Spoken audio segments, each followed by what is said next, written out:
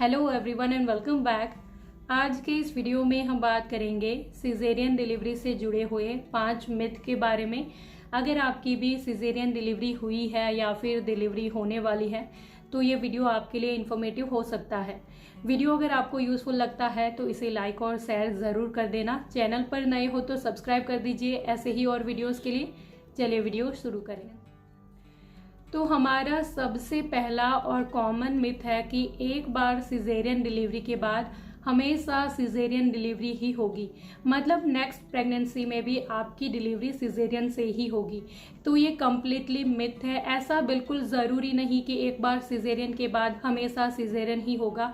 अगर दूसरी प्रेगनेंसी में परिस्थितियाँ बिल्कुल सामान्य रहेगी, कोई कॉम्प्लिकेशन नहीं रहेगी, आपकी हेल्थ बिल्कुल ठीक रहेगी, बच्चा बिल्कुल ठीक होगा, तो दूसरी बार आपकी नॉर्मल डिलीवरी हो सकती है। एक्चुअली इसके ऊपर ऑलरेडी एक डिटेल वीडियो मैंने शेयर करा है जिसमें हमने बात की है कि एक बार सिजेरियन के बाद दूसरा नॉर्मल डिलीवरी कब पॉसिबल है और कब नहीं। लेकिन 50 to 60% चांस होते हैं कि एक बार सिजेरियन के बाद दूसरी डिलीवरी नॉर्मल हो सकती है। तो ये बिल्कुल ज़रूरी नहीं कि हमेशा सिजेरियन ही होगा, नॉर्मल डिलीवरी बिल्कुल पॉसिबल है। दूसरा मिथ है कि सिजेरियन डिलीवरी के बाद आपको बैक पेन हमेशा बना रहेगा, क्योंकि आपकी बैक में एक इंजेक्शन लगाया जाता है आपको बेहोश करने के लिए। वो जो स्पाइनल एनेस्थेसिया दिया जाएगा उसकी वजह से आपको बैक पेन होता है। तो ये कम्प्लीटली मिथ है और इसके ऊपर आपको बिल्कुल बिलीव करने की ज़रूरत नहीं है, क्योंकि बैक पेन तो दोनों ही डिलीवरी में होता है, चाहे नॉर्मल डिलीवरी हो या फिर सिजेरियन हो, बैक पेन तो दोनों ही डिलीवरी में होता है। तो स्पाइनल एनेस्थेसिया की वजह से या फिर आपकी बैक में जो इंजेक्शन लगाया जाता है उसकी वजह से बैक पेन नहीं होता है। बैक पेन डिलीवरी के बाद क्यों होता है? क्योंकि आपकी बॉडी में कैल्शियम की कमी हो जाती है, क्योंकि प्रेगनेंसी में भी 9 महीने बेबी को जो भी पोषण मिलता था वो आपकी बॉडी से ही मिलता था, आपकी ही बॉडी से कैल्शियम बेबी को मिलता था। डिलीवरी के बाद भी क्योंकि आप बेबी को ब्रेस्ट फीड कराते हो तो आप ही की बॉडी से न्यूट्रिशन और कैल्शियम बेबी को मिलता है, तो आपकी बॉडी में कैल्शियम की कमी हो जाती है।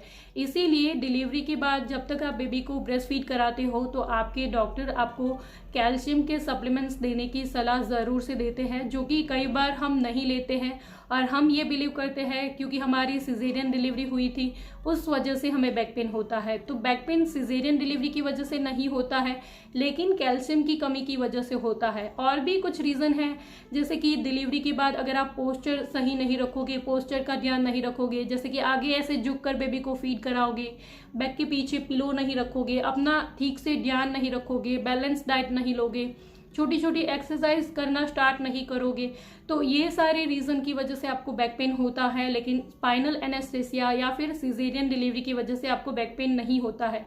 ये मिथ है और इसको ज़रूर से ब्रेक करना चाहिए। तीसरा मिथ है कि अगर आपका सिजेरियन डिलीवरी होता है तो आपको दर्द फील नहीं होता है। कम्प्लीटली मिथ है, क्योंकि दर्द तो दोनों ही डिलीवरी में होता है। नॉर्मल डिलीवरी में जो होता है वो लेबर पेन होता है, लेकिन जैसे एक बार डिलीवरी हो जाती है उसके बाद पेन काफ़ी कम होता है। लेकिन सिजेरियन डिलीवरी में क्या होता है, आपको एनेस्थेसिया दिया जाएगा जिसकी वजह से आपका पेट के नीचे का हिस्सा सुन्न किया जाता है और आपके पेट को, आपके गर्भाशय को कट करके बेबी को बाहर निकाला जाता है। वो सारी चीज़ों को आपस में स्टिच किया जाता है। तो एनेस्थेसिया का असर जैसे जैसे कम होता जाएगा, 2 घंटे के बाद, आपकी डिलीवरी के 2 घंटे के बाद आपको पेन होता है और दोनों ही डिलीवरी में पेन होता है। ये बिल्कुल गलत है कि सिजेरियन डिलीवरी में दर्द नहीं होता है। हाँ, लेबर पेन शायद नहीं होगा, लेकिन दर्द तो दोनों ही डिलीवरी में होता है। चौथा मिथ है कि अगर आपकी सिजेरियन डिलीवरी होती है तो आप अपने बेबी को अच्छे से ब्रेस्ट फीड नहीं करा पाओगे, आपका मिल्क प्रोडक्शन काफ़ी कम हो जाएगा। ये भी बिल्कुल गलत है। इवन सिजेरियन डिलीवरी के 1 घंटे के बाद आपको अपने बेबी को ब्रेस्ट फीड कराने की सलाह दी जाती है और नर्स की सहायता से या फिर आपके हस्बैंड या मदर इन लॉ की सहायता से आप बिल्कुल अपने बेबी को ब्रेस्ट फीड करा पाएंगे और मिल्क सप्लाई के ऊपर भी कोई गलत असर नहीं होता है। हाँ, थोड़ी सी डिस्कम्फर्ट होती है क्योंकि आपके पेट के ऊपर स्टिचेस होते हैं, लेकिन क्योंकि नॉर्मल डिलीवरी में भी वजाइना के पास स्टिचेस तो आते ही हैं, तो शुरू में थोड़ा सा डिस्कम्फर्ट होता है, लेकिन ऐसा बिल्कुल नहीं है कि आप बेबी को ब्रेस्ट फीड नहीं करा पाओगे या फिर मिल्क सप्लाई कम हो जाएगी। ये बिल्कुल गलत धारणा है। पांचवा मिथ है कि सिजेरियन डिलीवरी के बाद आप अच्छे से उठ बैठ नहीं पाओगे, आप बेबी का ध्यान नहीं रख पाओगे, आप खुद की केयर नहीं कर पाओगे क्योंकि आपको तो बेड रेस्ट कहा जाएगा।